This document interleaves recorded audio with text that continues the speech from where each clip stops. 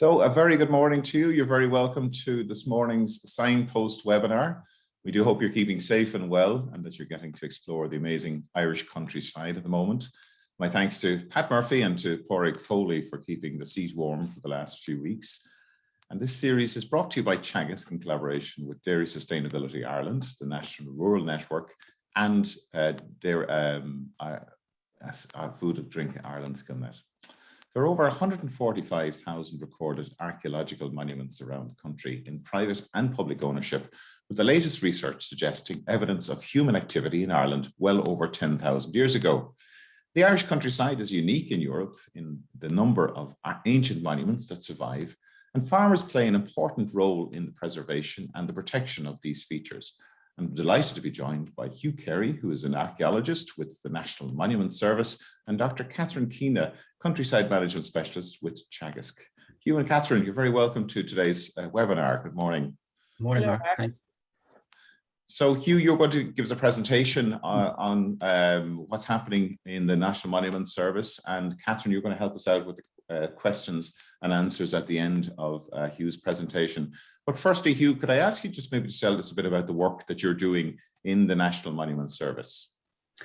Well, we implement national monuments legislation. Really is a kind of a prime task that we'd have. So we would issue licenses for excavations.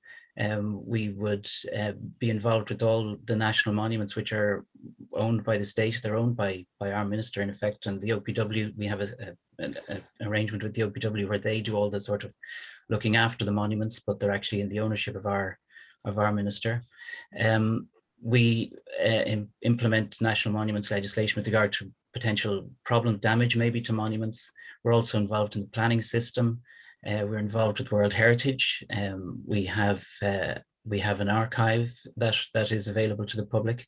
So it's a wide range of activity actually that we take part in. And a part of my job as well is involving myself in the agri-environment end of things as well, and I've had great contact with Catherine and Teagasc generally and the Department of Agriculture over the years as well. So.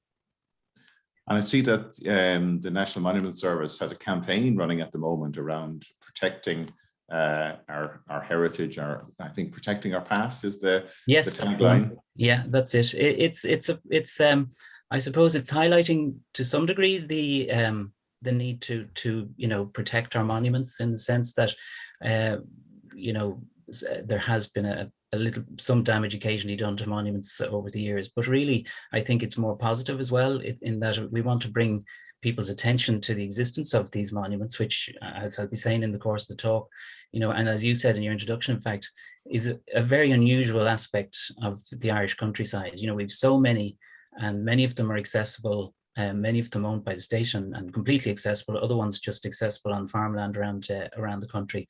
And it's really that kind of positive message we want to give to people too, that there's a great public good out there, something that's free to them. And we'd love to have them go and, get interested and visit these monuments as well in the field. Yeah. I know that a lot of countries look with envy at the amount of heritage and built heritage that we have in this country. Catherine, you've been for the last, most of your career was working with farmers to help them and educate them about the value of this built heritage on their land. Yeah, and I think it's growing. There would have been a time when monuments would have been removed for production, and I think we've moved far away from that now, where farmers are seen to produce public goods, and we're probably more familiar with the food and the biodiversity and the water and the climate. But I think the one that should be added in there is the cultural heritage. It's small, and I suppose it has suffered over the years because it is small both on farm and it's not every farm that has them, so it's a niche area. But all the more reason that it's more important on a farm that has got them. Really, I suppose it's part of our DNA, really, this whole array of monuments that we have across the country. And of course, we're just about to enter National Heritage Week, officially starting tomorrow, running till the 22nd of August. So today's and next week's presentations are part of National Heritage Week. And I do encourage anybody with an interest in heritage, or even if you don't have an interest in heritage, maybe you might surprise yourself that some really amazing events happening across the whole country, and more than likely there's something happening in your local community. So do check out National Heritage Week, and I'm sure you'll find something that will be of interest to you or your family. So Hugh, we might ask you to share your screen with us for your presentation, and just to remind everybody that you can submit questions to us using the Q&A tab at the bottom of your screen. And today's session is being recorded and will be available on the Teagasc website along with Hugh's presentation. And we do have the auto transcription running at the bottom of the screen. You can switch that off if it's you find it distraction, but we do know that there's many of you that do find it helpful. So Hugh, we'll hand over to you. That's great. Thank you very much.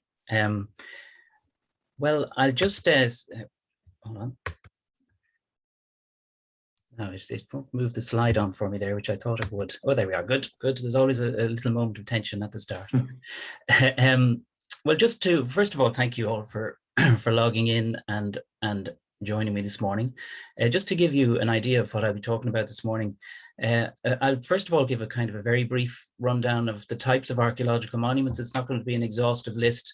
It's just to kind of make you aware of if you like, the space that we're in. And after that, I'll talk briefly about how and why monuments are protected. Then, bearing in mind that it's a Teagasc event, I wanted to talk about archaeology in the rural development program, particularly in the agri-environment schemes, which is an area I deal with a little bit in work. And then, having discussed that a bit, we'll go on to the future in that sort of context, if that's okay. I'm not going to try and turn you into archaeologists. You can do that yourself. And the place to start is a series of articles that are still available on the National Monument Service website at the address you see on the screen there. And there are a series of articles that were written by National Monument Service archaeologists in 2012 and published in the Farmers Journal. So you can see there are 12 of them there, and they go from the earliest times up to the early 17th century, say. So you'd have a good kind of coverage of the types of monuments and the kind of, I suppose, the farming viewpoint, if you like, or the interaction between archaeology and farming from those. So they're still available online should you want to have a look at them. Now, this is just an extract from a not very pretty one. I'll tell you why I've chosen this particular image now in a second, but it's just an extract from the Historic Environment Bureau, which is the public-facing portal of the National Monument Service. And all those red dots marked there are archaeological monuments, and the blue ones are other built heritage, but the red ones are archaeological monuments. And the reason I'm showing you this is because, well, for a start off, as Mark was saying in the introduction, there are about 120,000 records of archaeological monuments on the Historic Environment Viewer in various stages of repair or disrepair, accessible, not accessible, ones owned by the state or a local authority, and other ones in private ownership. But the vast majority of them are in fact in private ownership and on farmland. And the reason I've just taken a kind of a chunk out of the map just to show you where the dots are is to make the point that they're clearly not congregated in towns. They're scattered across the countryside in private ownership on farmland. And that's unusual in a kind of a European context. If you think of places you've gone on your holidays, you don't really see archaeological monuments scattered across the countryside in the way that you do here.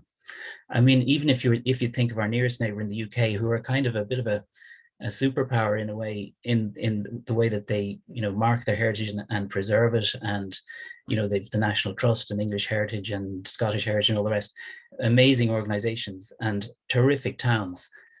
But even driving around the countryside in the UK, you don't see monuments to the extent that you do on any drive, long or short, in this country. So it's just to make that point. It's quite a special kind of feature of our landscape here that gives it a particular character, and I think it deserves a recognition for that reason. So just to give you the kind of background, again, as Mark was saying, the earliest evidence for human activity in Ireland goes back to around 10,000 BC. In around 7,500 BC, and this is very much a kind of a potted archaeology, we have evidence for hunter-gatherers, so people, in other words, who followed their sources of food around, so they weren't sort of settling for long periods of time. or permanently in the landscape. We weren't, you know, building permanent houses and field systems and all the rest of that. But that comes in around 4000 BC with the introduction of farming. And so we get our more permanent settlements.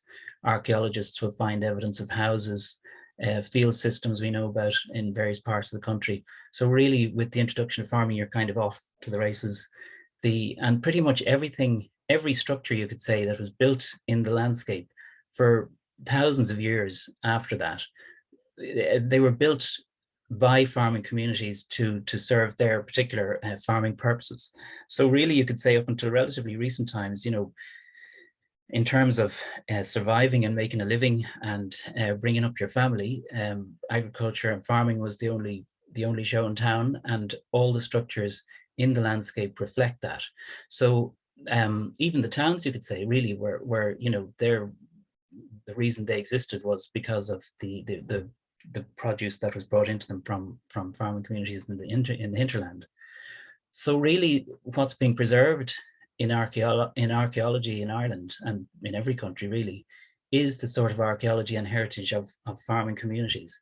So there's a kind of circularity to you know, modern farming communities being encouraged and in some way hopefully incentivized to look after these monuments, which they have done anyway for millennia, clearly, because that's why we still have so many. So it's nice to recognize that and to acknowledge it as well, I think. So again, just to show you the kind of space, remind you of the type of monuments we have in this country that are so kind of special. And it's not going to be an exhaustive list. I'm not going to turn you into archaeologists, as I said. The idea is just to remind you again of the kind of space we're in and the quality of monuments and the range that we have in this country. So it's not an exhaustive list, but of course we have, you know, going back from, you know, 4000 BC up to about 2500 BC, we have a range of burial monuments, which are the oldest archaeological monuments in the landscape. This is a wedge tomb on the Burn in Cavan, if I remember correctly, but you'll all be familiar with the tombs in the Boyne Valley and all. They would fit into the same sort of class. We have these kind of enigmatic monuments, stone circles, stone rows, stone pairs that would all fit into a date range of around maybe 1700 to 800 BC. You know, usually their function is a little bit more mysterious. They sometimes are aligned in some way on significant solar or lunar events. We have burial monuments, again, a different class of burial monuments. These ones a little bit later, from maybe 2500 BC up way up into maybe, you know, 1000 BC, something like that. These are earthen barrows. They sometimes are quite large, like this one, a big sort of a bowl shape, but they can be very, very low profile, low, you know, barely visible in the landscape, quite large in diameter or quite small. They vary in shapes and sizes. There's and they have these related monuments then, which are cairns, which is kind of can serve the same function. Now they're harder to date, but you know, cairns were used for a lot of things over many millennia. But we have, so just to make the point that you can have earthen burial monuments, you can have stone burial monuments. A little bit more familiar then is our beloved ring fort, the most common monument type in the country. And this one, well, the range in which they were building these seems to have been, you know, maybe sort of 700 to 900 AD. They're the sort of dates that are coming from them when they're excavated. And they're essentially a defended farmstead. You can see this example has, you know, multiple banks and fosses being the bit dug into the ground, but they can be simpler. They can be just maybe one bank and a foss. And you know, as I say, a defended farmstead, very, very common across the countryside. The Anglo-Normans, of course, came to Ireland in the late 12th century, and they brought with them their particular monument types. This is a motte and bailey, a type of castle, actually, an earthen castle, an earthen mound. In this case, this is the one at Granard, which is the kind of granddaddy of them all. It's very, very large monument. And you're seeing kind of in the background, with the statue of St. Patrick on it, is a big earthen mound. It's actually a slightly modified hill, that one, but often they were made from, you know, literally from the ground up. And stretching out towards the camera then is a bailey, which was another, just a sort of a platform that could be enclosed, and it was at the foot of the motte itself. There's another example in Kilbixie in County Westmeath Plenty of biodiversity on that one. We can talk about that a bit later too. We have various church sites earlier than this. This is a medieval one in Tipperary, but there are plenty that would be earlier. You know, we'd start seeing those appearing in the in the country in, you know, the early centuries AD. You know, maybe 7th century church sites are quite common. For example, you'd be familiar with, you know, Clonmacnoise. These early church sites became very large and powerful in the history of Ireland, and also these later medieval ones as well. We have castles in all shapes and sizes and states of preservation. This is what, a quarter of a tower house, but sometimes they're in terrific condition. You feel you could move in if you got Dermot Bannon on your side. So it's just to make that point of a very, well, then coming into the 17th century, we have these fortified houses in the early 17th century. That one's on Carbery Hill in Kildare. So it's just to make that point to you, again, not an exhaustive list of monuments, but just to remind you of the quality of the monuments that we have here and the kind of range of you know, monument types and the various purposes, the burial ones, the habitation ones, the military ones, a very wide range of monuments, most of them, as I say, privately owned on farmland and in various stages of various types of condition. We also have these types of monuments, which are monuments with little or no surface trace. Now you can see our little red dot there, and then radiating out around it, there are 3 sort of lines in the ground, which indicate that even though the field clearly has been ploughed many times, one presumes, the archaeology is surviving still below the ground. So even though the monument is substantially, it mightn't even be visible at ground level, there's clearly a lot surviving below ground if it can leave that kind of a stain, you know, that's visible on an aerial photograph. So what you're seeing there really is probably the truncated bottom portions of banks and fosses that surrounded this monument, and plenty of archaeological evidence and information to be gleaned from it if ever it were excavated. So it is, you know, still very important archaeologically, that site, and we have quite a lot of those across the countryside as well. So again, just to kind of reiterate that until very recent times, it's an obvious point, most structures in the landscape were built by farming communities. It's largely a farming heritage that's being confirmed and it are being conserved. And it's important, and it makes sense to help farmers to preserve it. There's archaeological monuments are protected, of course, in various ways. We have the National Monuments legislation, which I mentioned to you a little while ago, which is the body of legislation implemented by our department. We're also involved in the planning system. In a large part of my job, for example, is that I get planning referrals sent to me by planning authorities, and I make recommendations or make a decision as to whether archaeological work is needed before a development can proceed. We can even recommend, it's up to the council to make the final decision, but we can even recommend refusal if we feel that the impact on archaeology would be just too severe. Where cultural heritage in the broadest sense is a receptor, of course, in the whole environmental impact assessment process. And I'm sure many people watching will be familiar with the position of monuments in the whole cross-compliance kind of regime. And of course, sometimes things go wrong and monuments do get damaged or destroyed, and the National Monument Service has taken people to court in circumstances like that, and you know, a judgment has gone against them. And quite apart from whatever, you know, fine or they might receive for destroying the monument, it'll also have a very bad effect on their farm payments. So you know, that aspect of things is you know, exists as well. But let's not dwell on the negative. Why protect archaeological monuments? Well, it might seem like a kind of an obvious question to ask, but you know, you can protect them because they're useful. And I don't mean necessarily in that way, but I just wanted to show you that picture. It's Heritage Week, or it's nearly Heritage Week. I think just to kind of indulge myself a little bit in asking this question and answering it, I suppose, as Mark was saying in the introduction, you know, it mightn't be as important to everybody as it is to the likes of me. I suppose an archaeologist, you know, I would say that what one of the things that have gotten me interested in archaeology in the past was you'd kind of get moved by monuments. You know, they are very common in our landscape. They're a special part. Let's drink water. they're an unusual and a kind of a special feature of our landscape.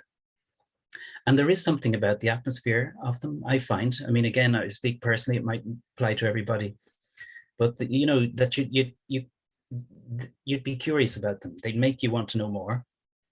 You think of, you know, the activity that happened around them in the past when they're being built or used, and what that means. When you think of, for example, you know, I say that they're important to people as they contribute to a sense of place. There are many heritage and historical and archaeological societies across the country, and also a great interest in you know, family history and so on. And when you think of people maybe coming back to visit a place where an ancestor of theirs had left, the thing that probably won't have changed that much might be the castle or the graveyard or the ring fort.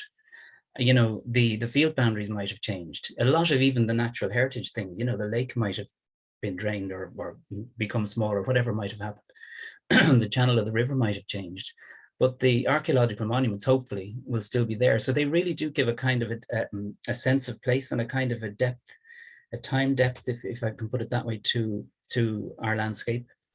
And of course, they're an educational resource for ourselves. I mean, forget for a moment about tourism.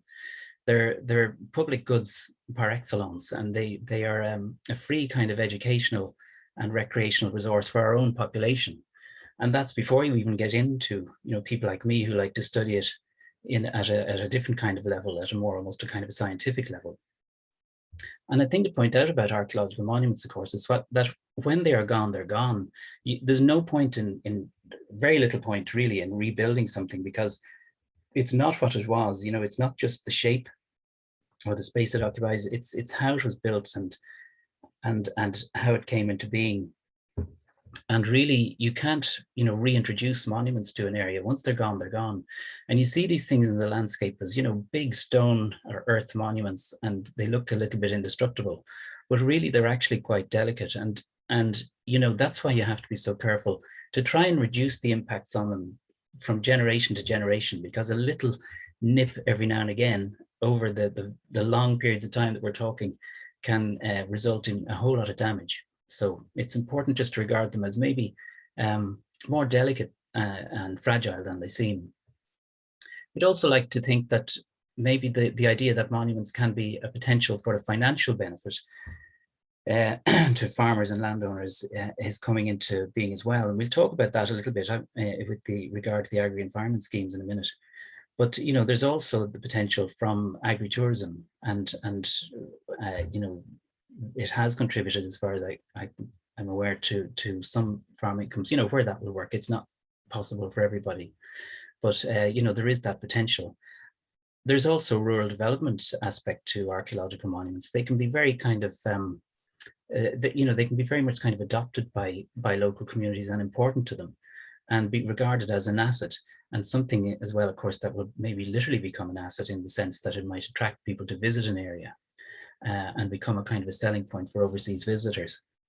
And that point is recognized in a wider context as well. Like all of these national and sectoral plans that I'm showing you on the screen have a lot of references in them to heritage, cultural heritage in the broadest sense, but also built heritage, you know, archaeology and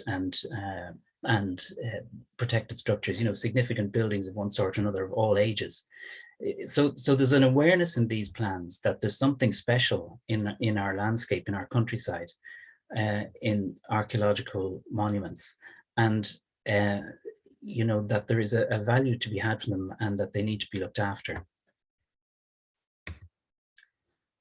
So to move on a little bit then to an area that I do some work in, is archaeology in the Rural Development Programme Agri-Environment Schemes. I'll broaden it out a little bit more from the schemes, but the area that I suppose I know more about is the Agri-Environment Schemes, so we might stick with that for the moment anyway. And essentially there have been three over the years.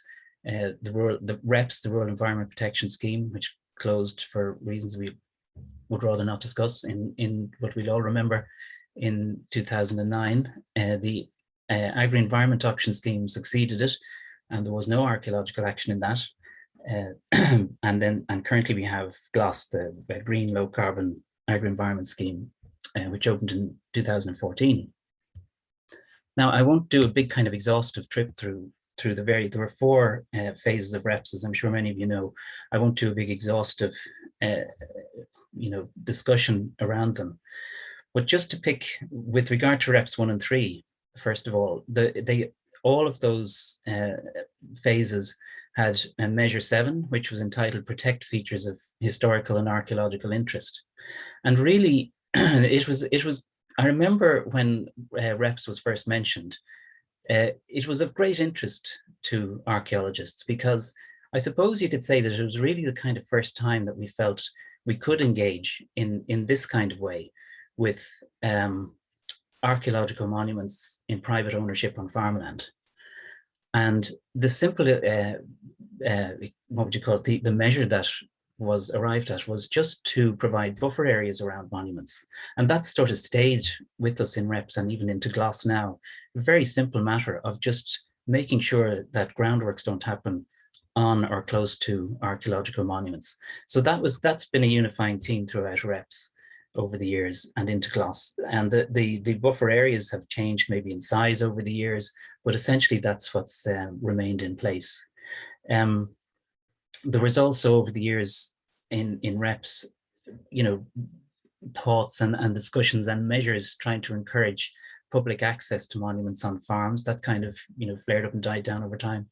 And also to the discussions about ploughing, particularly over monuments with no surface trace. And that issue I'll discuss shortly. But that was also part of it, always a kind of a theme through the various phases of REPS.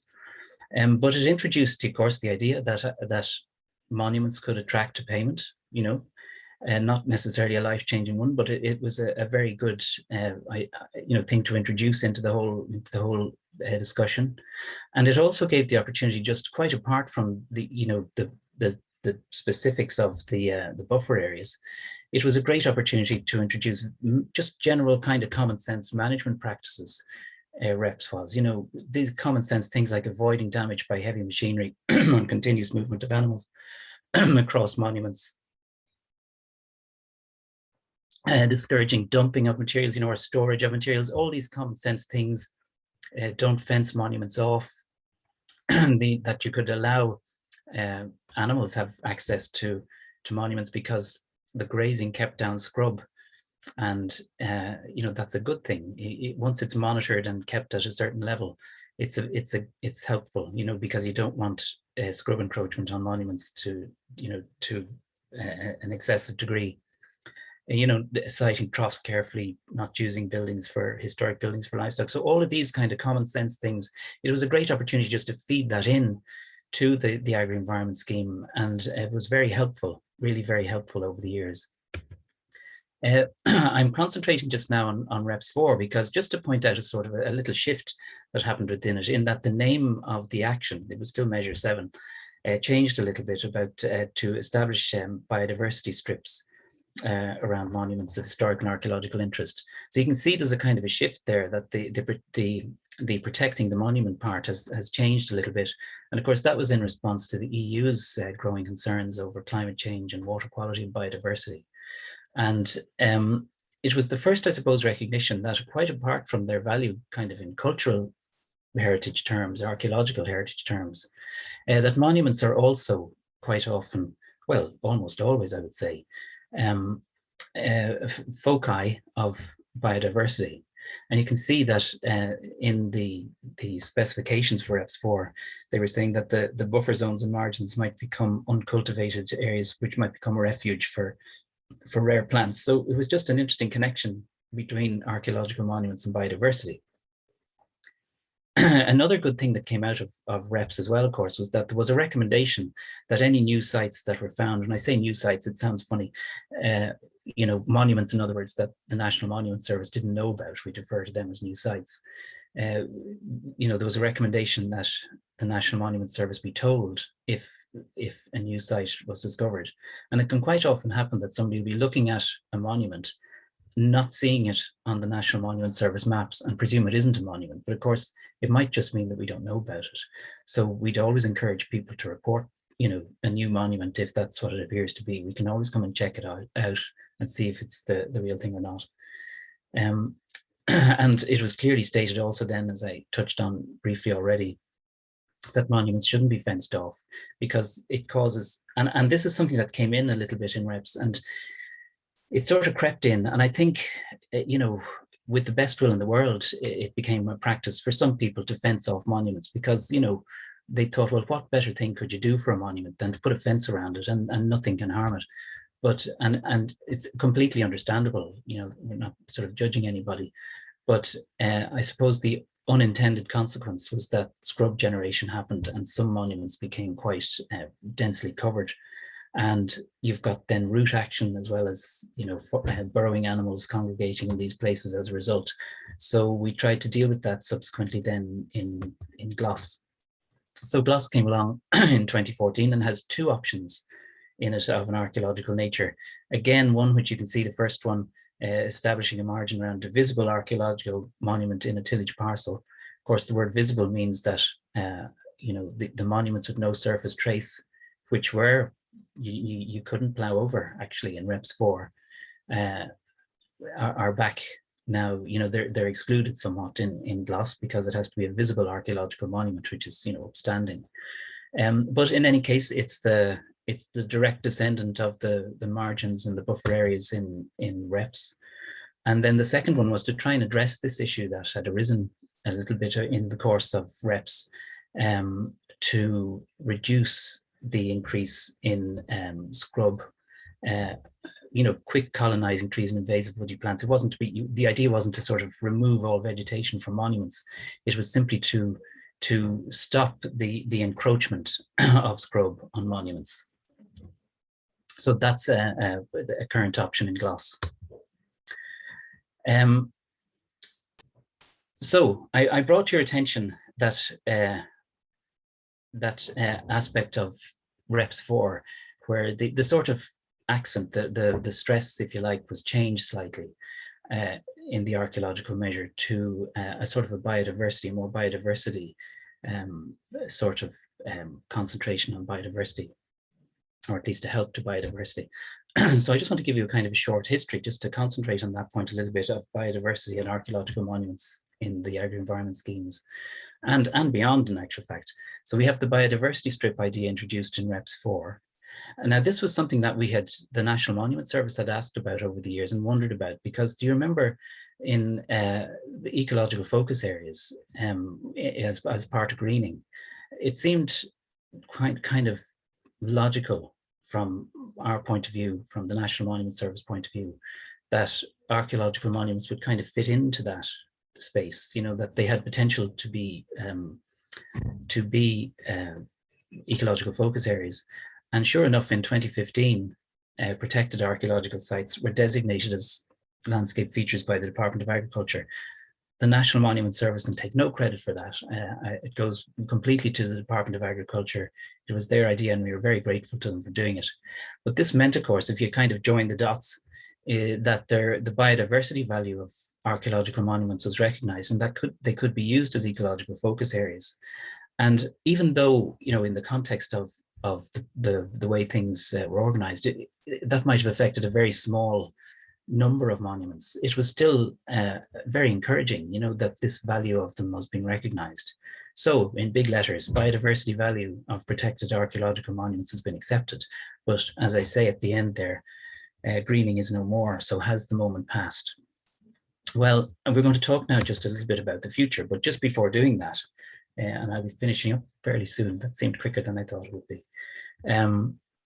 Just to remind us again of what we're dealing with, there's an archaeological monument, a ring fort up, I think, in County Mayo, a cashel, a stone fort in Galway, a ring fort also, I think, in Galway. What have these all got in common? Well, I mean, I'll go back through them very quickly. Where's the biodiversity? You know, you can see that they're in a field of grass. The biodiversity, there's a lot of biodiversity on the monuments. It's a kind of an obvious point, isn't it? It might need a bit of management, but it's there. Now, in the following points I'm going to make, I'm speaking to you as an archaeologist, obviously. I'm talking now about biodiversity. So you can kind of see that I'm not entirely in my comfort zone. And I make points that seem obvious to me. I think to develop them really, we need to be talking to ecologists and other people who can help us out with this. And also, of course, the deep understanding you need of of the rural development regulation and all of these things. Again, there are people who understand these much more clearly than I do, and maybe that will emerge in the questions and answers. But I'd certainly like to have views on this. So I'm kind of maybe floating things a little bit here. But say in the context now of CAP strategic plans. Now I know there'd be the agri-environment scheme still in the future, one hopes as well. But if we try and analyze this as much as we can in terms of archaeology and biodiversity and where monuments might fit into this, we can see that we know so far as I understand it, that the strategic plans have to address a number of general and specific objectives. And I've picked out these three, which seem to, which archaeological monuments might be able to contribute to. I won't go reading through them all, but I just draw your attention, I suppose, first of all, to GO3 there, to strengthen the socioeconomic fabric of rural areas. Well, as I was saying earlier on, there is a sort of a connection between archaeological monuments and rural development. It mightn't be, again, a game changer, but it's definitely there. And the images I showed you will make the point themselves about biodiversity and monuments, just in terms of the range of that. My understanding of what CAP strategic plans are supposed to do is that they answer these questions here. They'll answer national problems and needs aligned with the objectives. Well, I think we can say that there is, a particular, I don't know if this is answering this first point particularly well, but, that it is a very specific thing to this country that we have so many archaeological monuments. I think it's something that's not maybe known outside of Ireland. And, there is a kind of a specific issue there that maybe we can contribute to or address because of the unusual nature of our archaeological remains. Enhanced conditionality. Well, again, my understanding of that is that landscape features are at the core of enhanced conditionality, and protected archaeological sites are landscape features. Plans should be ambitious for the environment and climate. Well, I don't think, well, I guess that, they can be ambitious. I don't think archaeological monuments are all that niche. They kind of are, but we've 120,000, something like that, of them across the country. A lot of people have them on their land. Not everybody, as Catherine was saying, but a lot of people have them on their land. And, I think it maybe has a broader reach than one presumes, if you like. I've shown that we can tie into relevant EU legislation, national plans. I showed you a range of plans which mention, which have address, shall we say, heritage in the broadest sense, and certainly built heritage. Plans should establish a clear baseline and lay down ambitious actions. Well, there's where we need a lot of help, I suppose. I'm presuming that what they mean by that in that specific kind of a context would be that you'd see what your baseline biodiversity is and then start designing your management plans around that. Well, again, as I say to you, I'm speaking as an archaeologist. I'm kind of out of my comfort zone there. And that's where I think, the potential for some kind of interaction with people who know about this, about ecology and what we're dealing with, and, getting that sort of baseline data would be very useful from an archaeological point of view too. And again, as I just make the point again, I don't, be capable of attracting a large number of farmers and not be too specialist. Well, I think we might be, in the ballpark there too, maybe, because we have so many monuments and they appear on so many farms across the country. So what kind of, if we manage to kind of make a case on that basis, then what sort of actions will be needed? Well, I mean, it is management we're talking about. There's no difficulty from an archaeological point of view with having a monument managed, provided it's done in a way that doesn't damage it. So you don't, like, rewilding isn't good from our point of view, because of course, that's scrub encroachment and all the rest, isn't it, that we're trying to kind of deal with. The gloss actions, not just the archaeological ones, I presume would still be of value, because we have buffer areas that it seems to me can be converted to a biodiversity theme, as they were somewhat in Reps 4. There are existing actions in gloss that it might be possible to just kind of point them in the direction of archaeological monuments, like tying bird boxes and bat boxes to existing trees on monuments isn't, I don't think, going to cause a problem from archaeology. I mean, all of this has to be thought through and worked through and make sure that it's done in a controlled fashion, which is why I say that when you have archaeologists and maybe ecologists working on this, we can make sure that we don't sort of transgress anybody's legislation, our legislation or any other. Taking monuments out of service, or with no service trace out of production, is certainly something that would be encouraged from an archaeological point of view. And it was part of Reps for a while. We'd be very happy to see that come back in. Some types of monuments benefit greatly from rewetting. Not all of them, but that can work for us in some circumstances. So that's really what we'd be interested to see happening in the future, is to kind of go with this biodiversity, try and recognize the value of monuments from a biodiversity standpoint, and see what actions it might be possible to design around that idea in discussion with other disciplines, I suppose. And with the with the end aim, I suppose, of having monuments function as foci of biodiversity, with maybe a broader area around them, going over to organic or high nature value farming. I mean, I don't know how possible it is, but it would be, I love the image of the monument being the kind of center of things, and then other actions kind of radiating out from it.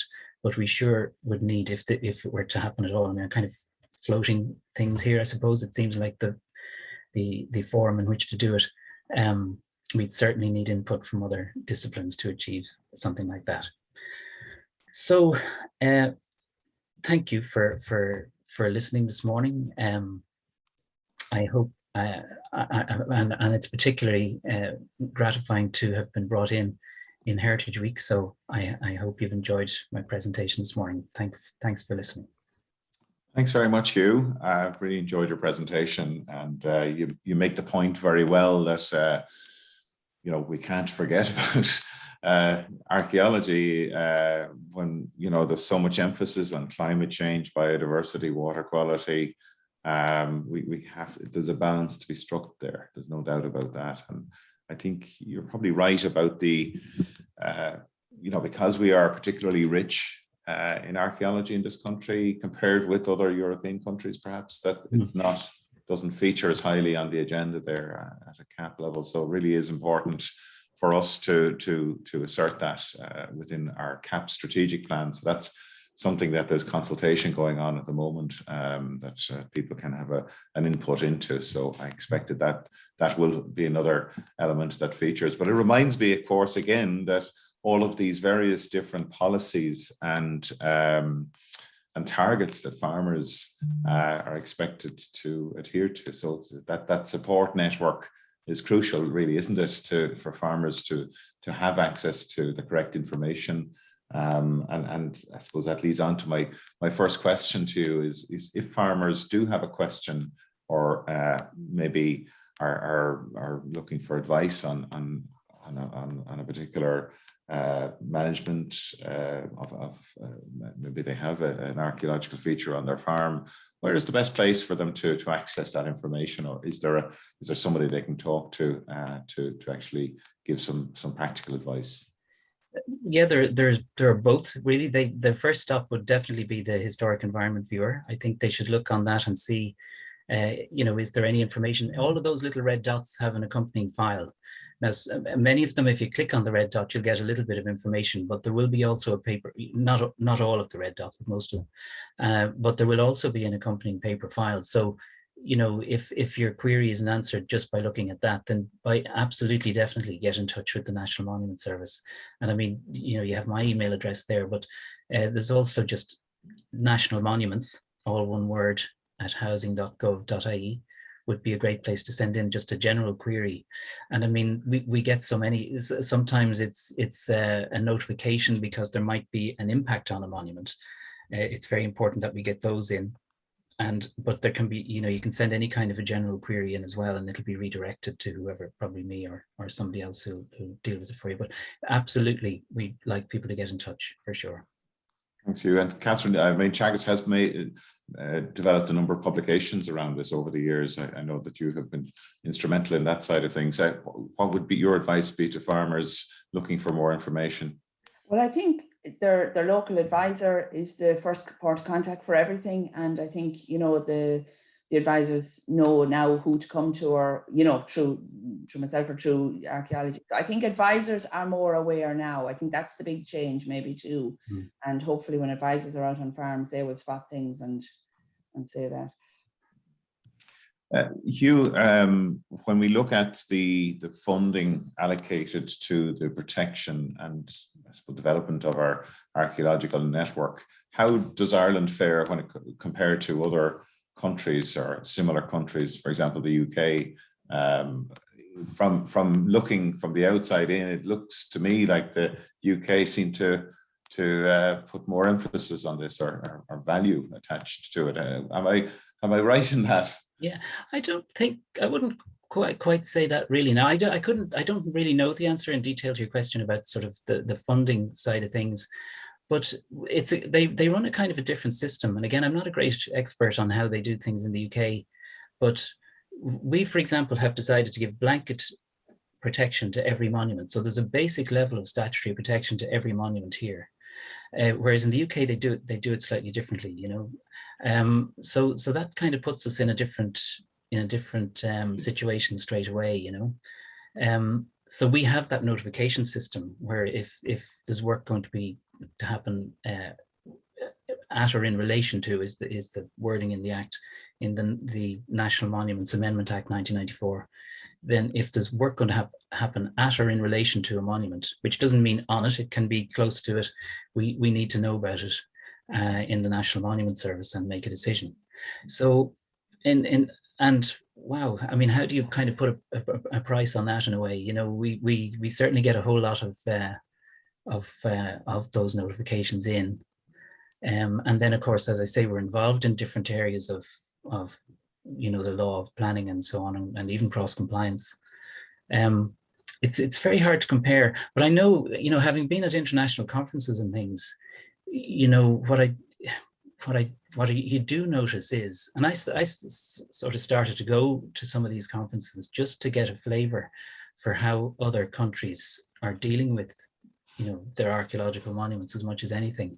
And I mean, it was amazing to think of the kind of, for example, there was a case in Germany which was very, very interesting, where there was a portion of the Roman limes. It was the kind of Roman boundary between the Germanic tribes and the Roman Empire. And in this particular place, they had developed a massive interpretative center. But really what was left of the limes was a line under the soil.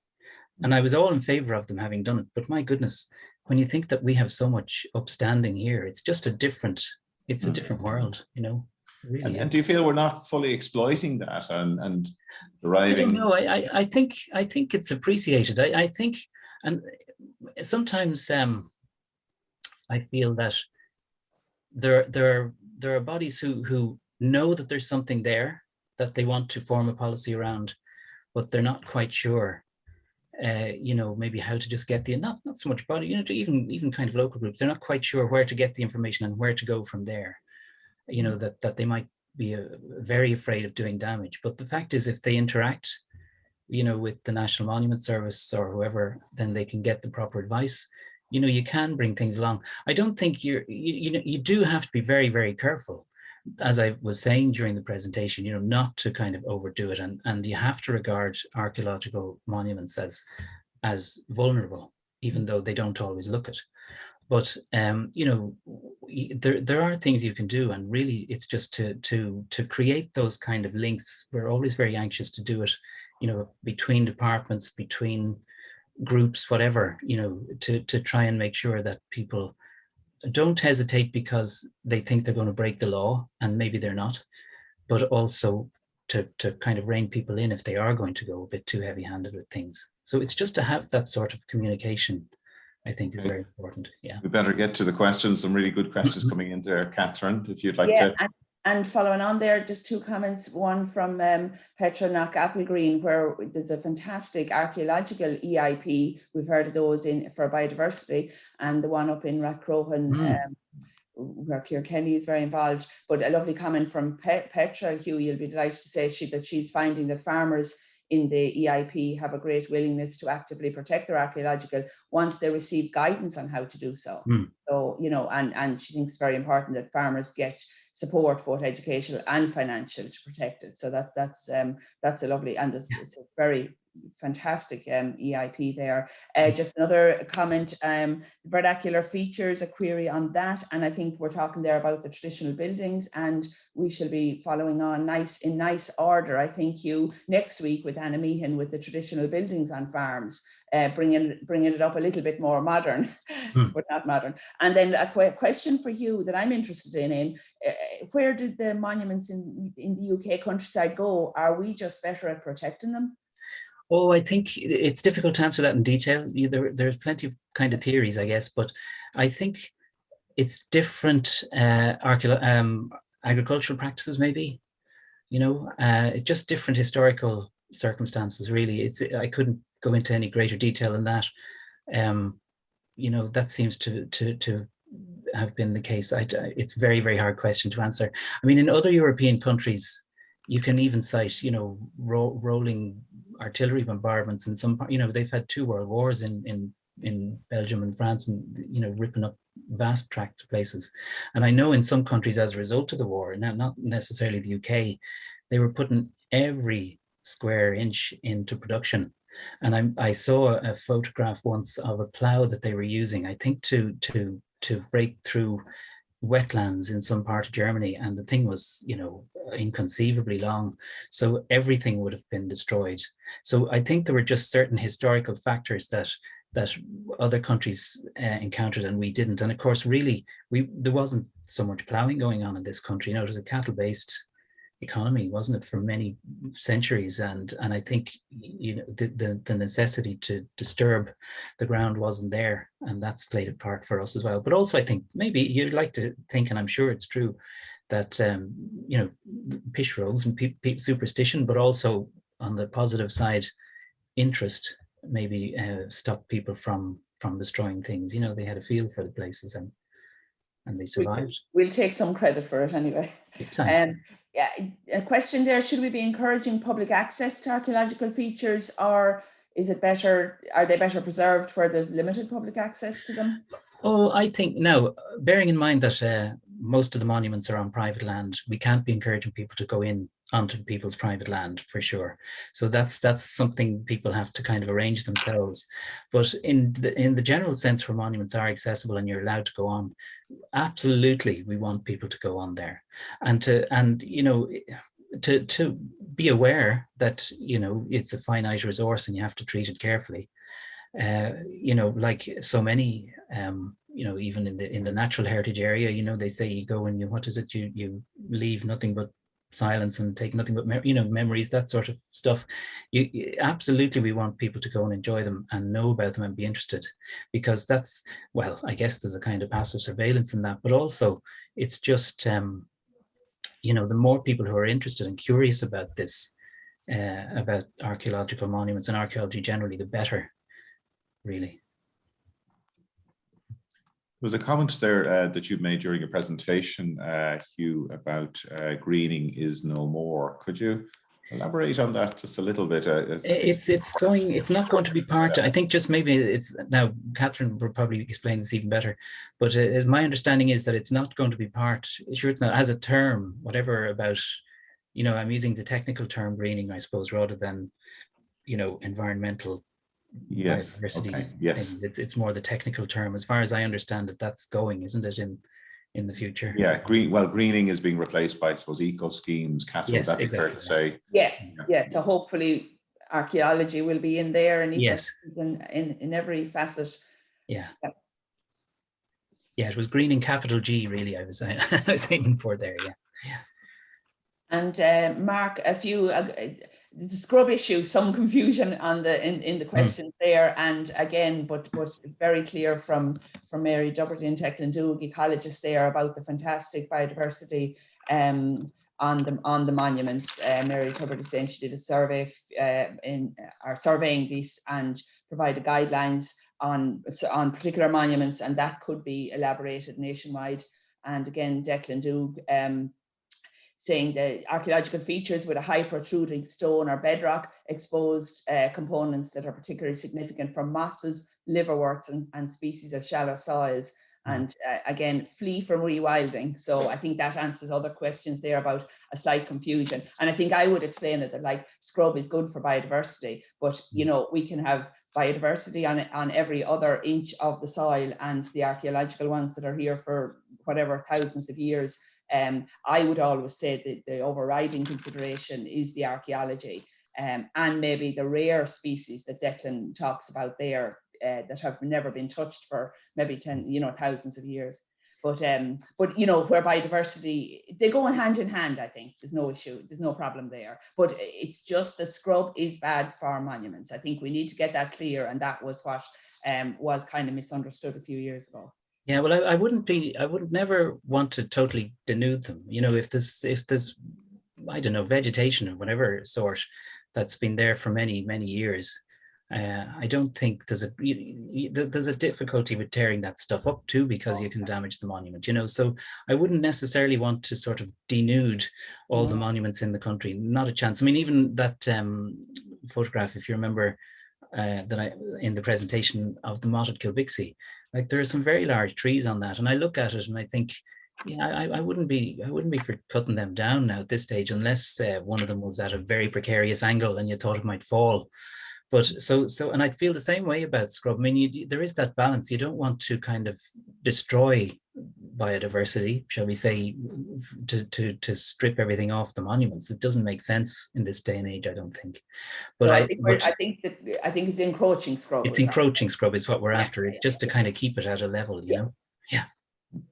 We just have a time for probably one or two final questions. There's a question there in relation to the use of satellite imagery or remote sensing data to find low visibility site or crop marks. Is the National Monument Service using this type of technology, or do you see that being used to do some sort of mapping of the countryside and those subterranean type features might be picked up?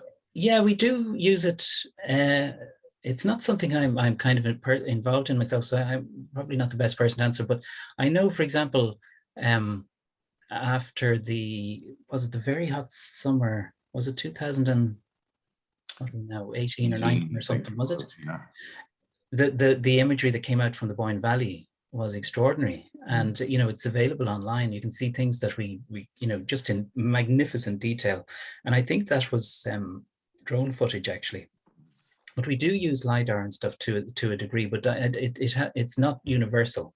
But I mean, when I started, for example, looking at planning applications years ago, we had the RMP maps, you know, which was essentially, they were Ordnance Survey 6-inch sheets, some of which were surveyed in, you know, the 40s. So there were entire housing estates, you know, suburbs actually on the ground that weren't on the maps. And now we have, just even on the Historic Environment Viewer, we have, you know, 2 satellite imageries, the first edition, the what's called the current edition 6-inch, the 25-inch, you know, and even on the satellite imagery, you can see so much really that you couldn't see on, you just hadn't got any way of seeing, maybe even only 10 years ago or something. So it's changed a lot, but those really detailed ones, yeah, it is used, and there are various surveys happening, but I'm not kind of in the know about them in detail. But certainly it's amazing what you know, even drone footage can turn up now, you know. Extraordinary. Thanks, Hugh. Catherine, we're about to wrap up. Do you have any final comments you'd like to make? Final comment again from Lorcan Scott there about National Heritage Week, to remind people, www.heritage.ie. You can search by county, and he was given examples there relevant today of foraging to farming in County Galway, virtual tour of archaeology on a Burn farm. So go and look it up. Thanks, Mark. Well, I'm just sharing the website there, and it like Lorcan said, you can just type in your county and search whatever area you're interested in. Okay, Hugh, thanks so much for really excellent presentation and some really good ideas there for the powers that be for future schemes as well. Always good to put these out there. And Catherine, thanks for helping with the questions today and organising the series of talks as part of Heritage Week. It's really, really important topic. And I also want to thank Yvonne Maher, who's in the background helping us today with the technical side of things. And of course, Andy Boland, who is the series producer. So with that, we'll say goodbye, enjoy the weekend and continue exploring the countryside, and hope to get you get to enjoy some of the events as part of Heritage Week. Okay, thanks very much. Thank you. Thank you. Bye-bye. Bye.